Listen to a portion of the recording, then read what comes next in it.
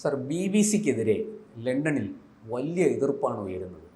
British MP-മാർ, ബ്രിട്ടനിലെ പല രാഷ്ട്രീയ പാർട്ടികൾ, അതുപോലെ അവിടുത്തെ ഒപ്പീനിയൻ മേക്കേഴ്സ്, ഇവരെല്ലാം ഈ BBC-യുടെ ലൈസൻസ് റദ്ദാക്കണം, BBC-യുടെ സംപ്രേഷണം അവസാനിപ്പിക്കണം എന്ന് വരെ പറയുന്ന കൂട്ടരുണ്ട് ഇതിനകത്ത്. വളരെ കടുത്ത എതിർപ്പുമായിട്ട് ഇവർ രംഗത്ത് വന്നിരിക്കുകയാണ്. എന്താണ് സാർ അതിന് കാരണം? BBC-ക്ക് പണ്ട് മുതലേ ഒരു ഫ്രീ ജേർണലിസം പ്രൊമോട്ടർ എന്നുള്ളൊരു സൽപ്പേര് നിലനിൽപ്പുണ്ടായിരുന്നു. അപ്പോൾ UK-യിൽ ജനാധിപത്യത്തിൻ്റെ ഭാഗമായിട്ട് അവർ വിശ്വസിച്ചിരുന്നത് ഫ്രീഡം ഓഫ് പ്രസ് ആണ് ഏറ്റവും വലിയ ജനാധിപത്യ മാർഗം എന്നുള്ളതാണ്. അപ്പോൾ അത് ഒരിക്കലും തകർക്കരുത്, അത് തകർന്നാൽ ജനാധിപത്യം തകരും എന്നുള്ളതാണ് അവർ ലോകം മുഴുവൻ പ്രചരിപ്പിച്ചിരുന്നത്. ഫോർത്ത് സ്റ്റേറ്റിനെ ബലപ്പെടുത്തുക എന്നുള്ളതാണ് ജനാധിപത്യത്തെ ബലപ്പെടുത്താനുള്ള ഏക മാർഗം എന്നുള്ളതാണ്. അപ്പോൾ ഇപ്പോൾ പക്ഷേ അവർക്ക് ചില സംശയങ്ങൾ ഉണ്ടായിരിക്കുന്നു.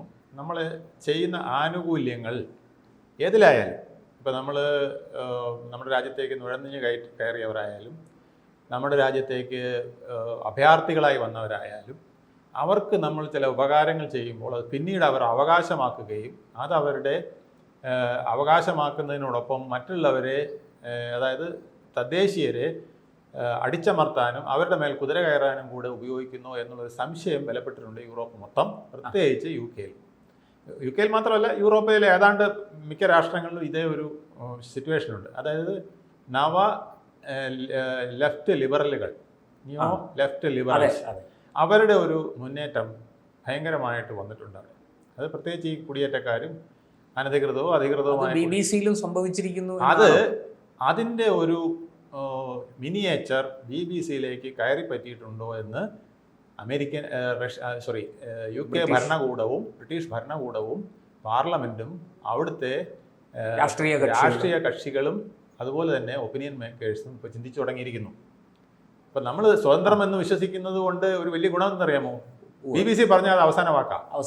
ഇപ്പം പിന്നെ പ്രശാന്ത് നല്ല ആളാണ് അല്ലെങ്കിൽ ഞാൻ നല്ല ആളാണെന്ന് BBC പറഞ്ഞാൽ UK-യിലെ എല്ലാവരും അത് കറക്റ്റ്, അതിന് പിന്നെ അപ്പീലില്ല. ആ ഒരു ക്രെഡിബിലിറ്റിയെ എനിക്ക് അങ്ങ് പറഞ്ഞപ്പോഴാണ് ഒരു കാര്യം ഓർമ്മ വന്നത്. ഈ BBC കുറച്ച് നാളുകൾക്ക് മുമ്പ് ഹമാസിനെ അനുകൂലിച്ചൊരു ഡോക്യുമെൻ്ററി എടുത്തിരുന്നു. അത് ഇപ്പോൾ അങ്ങ് പറഞ്ഞപ്പോഴാണത് അതൊക്കെ അവർക്ക് ഇപ്പോൾ സംശയത്തിൻ്റെ തിരിച്ചടിയായിരിക്കും. കാരണം ഇവർ ഈ നിയോ ലെഫ്റ്റ് ലിബറലുകൾക്ക് വേണ്ടിയിട്ട് വാദിക്കുന്നു, ചില തീവ്രവാദ സംഘടനകൾക്കൊപ്പവും ഇവർ നിലകൊള്ളുന്നു. അല്ല, അങ്ങനെ ഒരു ആക്ഷേപമുണ്ട്. ഈ നിയോ ലെഫ്റ്റ് ലിബറലുകളുടെ ഒപ്പം ഇസ്ലാമിക് ഫണ്ടമെന്റലിസ്റ്റുകളും കടന്നുകൂടിയിരിക്കുന്നു. അപ്പോൾ ഈ ഫണ്ടമെന്റലിസ്റ്റുകൾ എല്ലാം എപ്പോഴും ചിന്തിക്കുന്നത് രണ്ട് കാര്യങ്ങളിലാണ് അവർ അധിനിവേശം ആഗ്രഹിക്കുന്നത്. ഒന്ന്, നിങ്ങളുടെ മസ്തിഷ്കത്തിലേക്ക് അധിനിവേശം. രണ്ട്, നിങ്ങളെ ശരീരത്തിലേക്ക് അധിനിവേശം, കായികമായ അധിനിവേശം. അതിന് ആദ്യം മസ്തിഷ്കത്തിനെയാണ് കീഴടക്കേണ്ടത്. മസ്തിഷ്കത്തിനെ കീഴടക്കിയ പിന്നെ എളുപ്പമാണ്.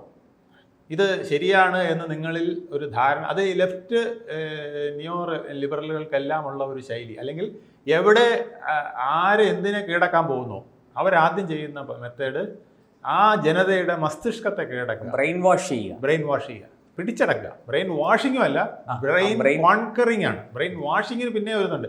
നിങ്ങളുടെ ഒരു ധാരണയെ ഞാൻ തിരുത്തുന്നതാണ് ബ്രെയിൻ വാഷിങ്. അങ്ങനെ നിങ്ങളിൽ വേറൊരു ധാരണ ഉണ്ടാക്കുന്നതാവാം. പക്ഷെ ഇതെങ്ങനെയല്ല, കോൺകർ ചെയ്യാണ്, ഓൺ ദ സ്പോട്ട് പെട്ടെന്ന് കീഴടക്കുകയാണ് ഈ ഒരു വികാരം എടുത്തുകൊണ്ട്. അപ്പം അത് ഒരു ദുർബല വികാരമായിരിക്കും, മനസ്സിലല്ലേ? ഒന്നുകിൽ പ്രാദേശികം, അല്ലെങ്കിൽ ഒരു പിന്നെ ഭാഷ, അല്ലെങ്കിൽ അടിച്ചമർത്തൽ, അതല്ലെങ്കിൽ അധിനിവേശം, അല്ലെങ്കിൽ ഒരാളുടെ ദൈന്യത. അങ്ങനെ ഒരു കീഴടങ്ങലിന് BBC വിധേയമായി എന്നാണ് ഇപ്പോൾ UK-യിലെ മുഴുവൻ പൊളിറ്റീഷ്യൻസും, ഏതാണ്ട് നല്ലൊരു ശതമാനം പൊളിറ്റീഷ്യൻസും പാർലമെൻറ്റും ഒക്കെ ചിന്തിക്കുന്നത്. അത് അപകടകരമാണെന്നും അവർക്ക് തോന്നിയിട്ടുണ്ട്. ഇതിന് അവർ ഒരുപാട് സംശയങ്ങളുണ്ട്. 1 മില്യൺ പൗണ്ട് അവർ അഫ്ഗാനിൽ നിന്നും സർക്കാരിൽ നിന്ന് തന്നെ കൈപ്പറ്റിയത്, ബ്രോഡ്കാസ്റ്റിംഗ് ഫീ ആയിട്ടും ലൈസൻസ് ആയിട്ടും ഒക്കെ കൈപ്പറ്റിയത്. ഈ അഫ്ഗാനിൽ ഇപ്പോൾ താലിബാൻ ഭരണമാണ്. അവിടെ BBC പ്രവർത്തിക്കുന്നുണ്ട്. ആ BBC-യുടെ പ്രവർത്തനത്തിന് അവർ അവിടെ നിന്ന് വലിയ തോതിൽ പണം സമ്പാദിക്കുന്നുണ്ട്. ഇത് ഇവിടെ മാത്രമല്ല, ഇപ്പോൾ എല്ലാ മാധ്യമങ്ങൾക്കും നിലനിൽക്കണമെങ്കിൽ സമ്പത്ത് വേണം എന്നുള്ളൊരവസ്ഥ വന്നിരിക്കുകയാണ്. പണ്ട് മാധ്യമങ്ങൾ അങ്ങനെ വേണ്ട, ഒരു ന്യൂസ് പ്രിന്റിൽ നിന്നിരുന്നതാണ്, അല്ലെങ്കിൽ നമുക്ക് ചെറിയ തോതിൽ നിന്നിരുന്നതാണ്. ഇപ്പോൾ അത് അങ്ങനെ പറ്റില്ല. ഇപ്പം പിന്നെ ഒരു ക്യാമറ കൊണ്ട് മാത്രം നമുക്ക് പ്രവർത്തിക്കാൻ പറ്റാത്ത അവസ്ഥ വന്നിരിക്കുകയാണ്. അപ്പോൾ ഇത് വലിയ ബ്രോഡ്കാസ്റ്റിംഗ് സംവിധാനങ്ങളിലേക്ക് നമ്മൾ പോയിരിക്കുന്നു, ഓൺ ദ സ്പോട്ട് ന്യൂസിലേക്ക് കടന്നിരിക്കുന്നു. അപ്പോൾ ഓൺ ദ സ്പോട്ട് ന്യൂസൊക്കെ വേണമെങ്കിൽ തീർച്ചയായിട്ടും വലിയ നെറ്റ്വർക്ക് വേണം, അത് ലോകം മുഴുവൻ നിൽക്കുന്ന ഒരു ശൃംഖല വേണം. അത് BBC നിലനിർത്തണമെങ്കിൽ BBC പണം വേണം. അപ്പോൾ പണം കിട്ടാനുള്ള എളുപ്പമാർഗ്ഗങ്ങളിലേക്ക് BBC പോയിരിക്കുന്നു. അപ്പോൾ അവരുടെ ക്വാളിറ്റിയും അവരുടെ മൊറാലിറ്റിയും ഒരുപാട് താഴ്ന്നു പോയിരിക്കുന്നു. അവിടെ അവരതിന് വിധേയരായിരിക്കുന്നു എന്നുള്ളതാണ് BBC-യെ പുകഴ്ത്തിക്കൊണ്ടിരുന്നവർക്ക് ഇപ്പോൾ വന്നിരിക്കുന്ന ഒരു സംശയം, അല്ലെങ്കിൽ അവരെ തിരുത്താനുള്ള ശ്രമം നടക്കുന്നതിൻ്റെ ഭാഗം. ഇത് അവിടെ മാത്രമല്ല, എല്ലാ രാഷ്ട്രങ്ങളിലുണ്ട്. ഇന്ത്യയിൽ BBC പലപ്പോഴും ചെയ്തിരുന്നത് നമ്മുടെ ഇന്ത്യ ഗവൺമെൻറ്റുമായിട്ട് സംഘർഷം ഉണ്ടാക്കുന്ന കാര്യങ്ങളല്ലേ. BBC-ക്ക് പൊതുവേ അങ്ങനെ ഒരു ശല്യമുണ്ട്. അതായത് നെഗറ്റീവുകളെ, എല്ലാ മാധ്യമങ്ങൾക്കും ഉണ്ട പോലെ നെഗറ്റീവുകളെ കൂടുതൽ പൊലിപ്പിച്ച് കാണിക്കുക എന്നുള്ളത് BBC-യുടെ ഒരു തന്ത്രമായിരുന്നു. പണ്ടും അങ്ങനെ പോസിറ്റീവിനെ കാണിക്കുകയില്ല. ഇപ്പൊ ഇന്ത്യയൊക്കെ തന്നെ, ഇന്ത്യ എന്നും ദരിദ്ര രാഷ്ട്രമാണെന്നാണ് പിന്നെ യൂറോപ്പിലൊക്കെ എല്ലാവരും വിശ്വസിച്ചിരുന്നത്. ഇപ്പം ഈ അടുത്ത കാലം വരെയും യൂറോപ്പിലൊക്കെ ഒരു വെറും ദരിദ്ര മൂന്നാം ലോക അധോഗതിയിലുള്ള മൂന്നാം ലോക, പാകിസ്ഥാനെ പോലെയും ബംഗ്ലാദേശിനെ പോലെയും അതിലും കഷ്ടമായിട്ടാണ് പറയുന്നത്. കാരണം അവിടെ പോലും കുറെ ഇത്രയും എതിർ പ്രോപ്പഗാൻഡകളില്ല. ഇന്ത്യയെക്കുറിച്ചുള്ള പ്രോപ്പഗാൻഡ വെറും തെരുവിൽ കിടക്കുന്ന പിന്നെ പട്ടിണി കിടന്ന് വശം കെട്ട കുറെ പാവങ്ങൾ. വളരെ പണ്ട് തൊട്ടേ അങ്ങനെയാണ്, പാമ്പിനെയും പഴുതാരെയും ആരാധിക്കുന്നവർ എന്നൊക്കെ പറഞ്ഞാണല്ലോ. പിന്നെ നമ്മുടെ ദൈന്യത കാണിച്ചുകൊണ്ട് അവരെ സംബന്ധിച്ചോളം നമ്മുടെ പോവർട്ടി, അവർക്ക് തണുപ്പുള്ളതുകൊണ്ട് ഈ ഒരുപാട് ഡ്രസ്സൊക്കെ ഇടണമല്ലോ, കോട്ടൺ ഷൂട്ടും ഇങ്ങനെ ഡ്രസ്സ്, കമ്പിളി പുതപ്പൊക്കെ വേണമല്ലോ. അതില്ലെങ്കിൽ അവർ തന്നെ വിചാരിക്കുന്നത് ഇതൊരു കുഴപ്പമാണെന്നാണ്. അതാണ് ഗാന്ധിജിയെ പലരും ഒരു പിന്നെ കളിയാക്കിയിരുന്നു ആദ്യകാലങ്ങളിൽ, അർദ്ധനഗ്നനായ ഫക്കീർ എന്ന് പറയുമ്പോഴേ. അപ്പൊ ഇതൊരു മോശമായ പരിപാടിയായിട്ടാണ് അദ്ദേഹം ഇങ്ങനെ വെളി കാണിക്കുന്നത്. നമ്മുടെ ഏറ്റവും വലിയ ഗതികേടിന്റെ അവസ്ഥ എന്നുള്ളതാണ് അവർ കണക്കാക്കുന്നത്. അങ്ങനെ പല പ്രോപ്പഗാൻഡകളും ഈ BBC നടത്തിക്കൊണ്ടിരുന്നു. അതുകൊണ്ട് BBC-യുടെ അന്നത്തെ നിലനിൽപ്പ് അത്തരം കാര്യങ്ങൾ പറഞ്ഞുകൊണ്ട് മാത്രമായിരുന്നെങ്കിൽ, അല്ലെങ്കിൽ അല്പമെങ്കിലും സത്യമൊക്കെ എവിടെയെങ്കിലും ഉണ്ടായിരുന്നെങ്കിൽ, ഇന്ന് ഒട്ടും സത്യമില്ലാത്ത കാര്യങ്ങളിലേക്ക് പോലും BBC പറയുന്നു. അതൊരു ഏക മൗത്ത് പീസായിട്ട് മാറുന്നു. ഏക ശബ്ദം പുറപ്പെടുവിക്കുന്ന ഏക ശബ്ദം പുറപ്പെടുവിക്കുന്ന മൗത്ത് പീസായിട്ട് മാറുന്നു.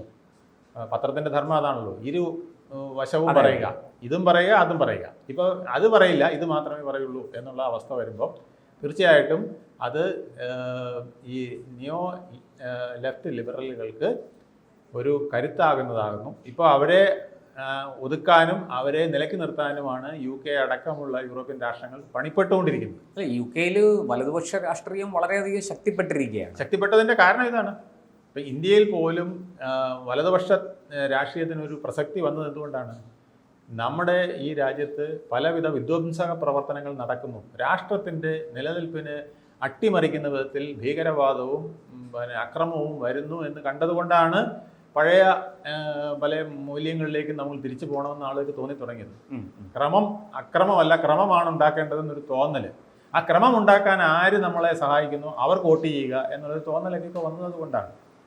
അപ്പോൾ അതേ ചിന്തയിലേക്ക് യൂറോപ്പിലും പലരും പോയിക്കൊണ്ടിരിക്കുകയാണ്. ജർമ്മനിയിൽ ഇതേ സംഗതികൾ തന്നെയാണ് നടക്കുന്നത്, ഫ്രാൻസിലും ഇത് തന്നെയാണ് നടക്കുന്നത്. എന്തിന് മിക്കവാറും എല്ലാ യൂറോപ്യൻ രാഷ്ട്രങ്ങളിലും ഇപ്പം ആ രീതിയിലേക്ക് ഒരു ചേഞ്ച്. പണ്ടൊക്കെ ലെഫ്റ്റ് എന്ന് പറയുന്നത്, ലെഫ്റ്റ് ലിബറൽ എന്നൊക്കെ പറയുന്നത് തീർച്ചയായിട്ടും ഒരു പുരോഗമനത്തിന്റെ ഭാഗമാണെങ്കിൽ ഇന്ന് അധോഗതിയുടെ ഭാഗമാണ് എന്ന് ലോകത്ത് പലരും ചിന്തിക്കുന്ന ഒരു അവസ്ഥ വന്നിരിക്കുന്നു. അപ്പോൾ അതിലേക്ക് അനുകൂലമായ കാര്യങ്ങൾ BBC പറയുമ്പോൾ BBC-യെ ആരോ ഹൈജാക്ക് ചെയ്തിരിക്കുന്നു എന്നുള്ള ഒരു സംശയം യൂറോപ്പിൽ, പ്രത്യേകിച്ച് UK-യിൽ അവർക്ക് വളരെ അതാണല്ലോ BBC-യുടെ ബേസ്. അപ്പോൾ അവിടെ ആ ബേസിൽ തന്നെ അത് വന്നിരിക്കുന്നു, വിള്ളലുണ്ടായിരിക്കുന്നു എന്നുള്ളതാണ്. ഇത് വലിയ ഒരു ദോഷം ചെയ്യുന്നതാണ്. ഏത് മാധ്യമത്തിനും മാധ്യമധർമ്മം പൂർണ്ണമായും പാലിക്കാൻ കഴിഞ്ഞില്ലെങ്കിൽ അവർ മസ്തിഷ്ക പ്രക്ഷാളനമായിരിക്കും നടത്തുന്നത്. അത് അപകടകരമായി അവസാനിക്കും. ഇത് തന്നെയാണ് BBC-യെക്കുറിച്ചും UK-യിൽ ഇന്ന് ഭയക്കുന്നത്.